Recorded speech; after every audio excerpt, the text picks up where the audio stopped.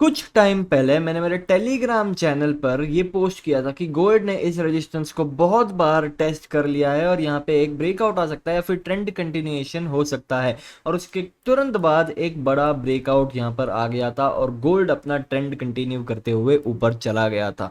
ठीक है, उससे जस्ट पहले मैंने इथेरियम का भी सेम पोस्ट किया था कि इथेरियम कंसोलिडेट कर रहा है बहुत देर से और इसके भी अंदर एक ब्रेकआउट आ सकता है और इसके अंदर ट्रेंड कंटिन्यूएशन नहीं, ट्रेंड शिफ्ट मैंने मेंशन किया था। और उसके तुरंत बाद मैंने एक और स्क्रीनशॉट पोस्ट किया था जिसके अंदर इथेरियम ने ब्रेकआउट दे दिया था। अब क्या लॉजिक था इन ब्रेकआउट्स के पीछे और क्या वो रीजन था कि मुझे ब्रेकआउट होने से पहले ही समझ में आ जा रहे थे, वो सब चीज आज मैं आपको इस वीडियो में एक्सप्लेन करने वाला हूँ। Step by step, rule by rule आपको मैं डिटेल में बताऊंगा क्या फैक्टर्स आपको कंसीडर करना जरूरी है एक ब्रेकआउट को आइडेंटिफाई करने के पीछे और आप कैसे एग्जैक्टली इन ब्रेकआउट्स को ट्रेड कर सकते हो। ठीक है, इस वीडियो में हम सिर्फ ब्रेकआउट्स को डिस्कस करेंगे, तो टेंशन मत लो, वीडियो बहुत लंबा नहीं होने वाला, छोटा सा वीडियो रहेगा बट आपका ट्रेडिंग करियर ये पूरी तरह से बदल के रख देगा। ठीक है, तो बिना कोई टाइम पास किए मैं आपको टैब पर लेकर आता हूं और आपको डिटेल में समझाता हूं कि ब्रेकआउट्स को कैसे ट्रेड एग्जैक्टली किया जाता है। देखो,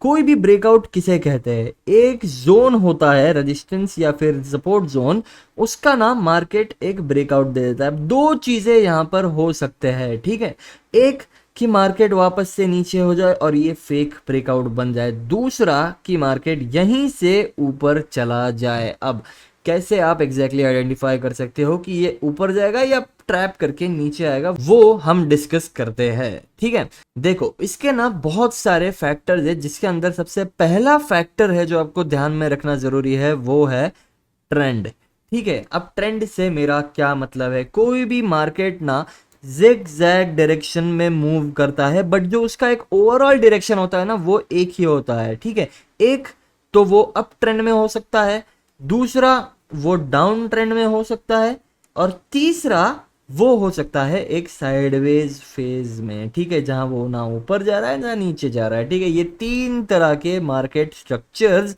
मार्केट बनाता है। ठीक है, ये चीज आप समझ गए। तो सबसे पहला आपका काम क्या है पता है, सबसे पहला आपका काम है कि आपको ना ट्रेंड को आइडेंटिफाई करना है। ठीक है, वो आप कैसे कर सकते हो, वो आप कैसे करोगे, सबसे पहले आपको आइडेंटिफाई करना है कि देखो मार्केट क्या हायर हाइज बना रहा है या लोअर हाइज बना रहा है। ठीक है, अगर वो हायर हाइज और लोअर हाइज बना रहा है ना, इसका मतलब मार्केट अप ट्रेंड में है। ठीक है, तो ट्रेंड आइडेंटिफाई करना तो आपको आता है, ऐसा अज्यूम कर रहा हूं मैं क्योंकि ये बेसिक्स है। ठीक है, सपोज मार्केट है अप ट्रेंड में, अप ट्रेंड में क्या होगा, देखो एक अप ट्रेंडिंग मार्केट में ना जो ब्रेकडाउन्स होते हैं ना वो हमेशा ट्रैप होते हैं। इसका मतलब क्या है, मार्केट का डायरेक्शन ऊपर है, मार्केट ऊपर की तरफ जा रहा है, तो जब भी एक ब्रेकडाउन बनेगा एक जोन का, इसका मतलब होता है सेलर्स की एंट्री।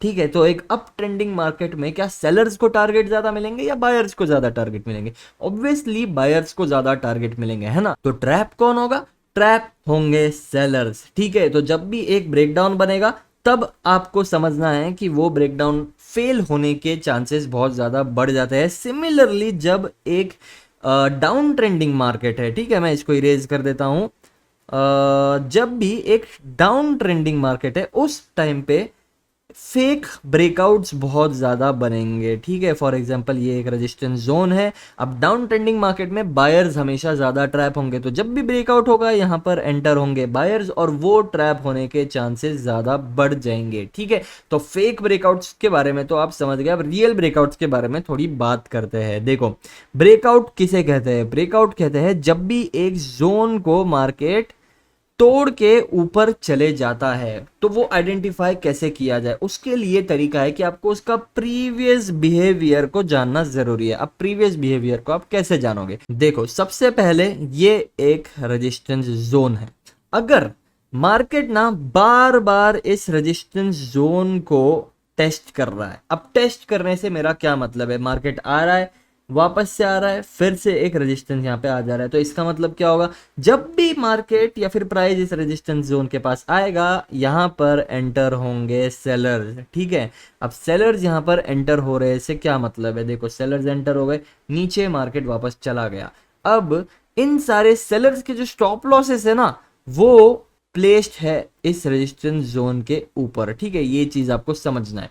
तो जो भी एग्जिस्टिंग स्टॉप लॉसेस है वो रेजिस्टेंस के ऊपर प्लेस्ड है। सेकंड चीज आपको क्या देखना है, आपने सेलर और स्टॉप लॉसेस को तो आइडेंटिफाई कर लिया, सेकंड चीज आपको ये देखना है कि सेलिंग क्या वीक होते जा रही है, ठीक है। पहला सिनेरियो ये अपना कि अब इसके अंदर स्टॉप लॉसेस ऊपर प्लेस्ड है और सेलिंग यहाँ पर वीक होते जा रही है। पहले इतनी बड़ी सेलिंग आई, फिर इतनी छोटी सेलिंग आई, फिर और छोटी सेलिंग आई, जब वापस मार्केट यहाँ पे आया एक छोटी सी सेलिंग, वीक सेलिंग आपको अगर देखने मिलती है तो समझ जाओ कि यहाँ से एक रियल ब्रेकआउट आने वाला है और मार्केट इन सब के स्टॉप लॉसेस हिट करते हुए ऊपर चले जाने वाला है, ठीक है। हमारे जो एग्जाम्पल जो मैंने टेलीग्राम में पोस्ट किया था उसके अंदर एग्जैक्टली यही लॉजिक था और इस लॉजिक को मैंने लिख कर हमारे चैनल पे पोस्ट भी कर दिया था, ठीक है। तो बेसिकली यहाँ पे क्या हुआ है, यहाँ पर सेलर्स वीक होते गए, उनके स्टॉप लॉसेस ऊपर थे और बायर्स ने फिर स्ट्रॉन्ग मोमेंटम ऊपर की तरफ दे दिया, ठीक है। Scenario number 1।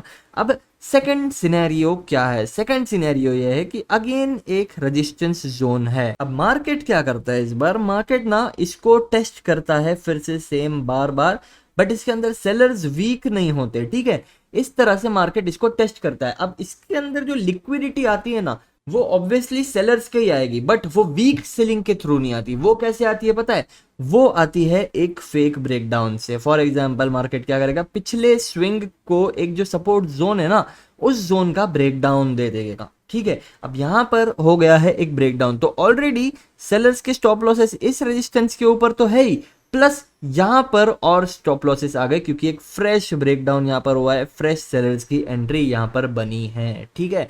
तो मार्केट क्या किया इस बार उसने वीक सेलिंग नहीं बताया, इस बार उसने ना एक सेलिंग सेटअप बनवाया और सेलर्स की एंट्री बनवाई। अब इन सेलर्स की एंट्री कंबाइन, इतने सारे सेलर्स यहाँ पर मौजूद है, इन सब को ट्रैप करते हुए मार्केट को फ्रेश लिक्विडिटी मिल गई और एक लिक्विडिटी स्वीप बन के मार्केट यहाँ से ऊपर चले जाएगा और बिना यहाँ पर टेस्ट किए एक स्ट्रॉन्ग ब्रेकआउट दे देगा, ठीक है।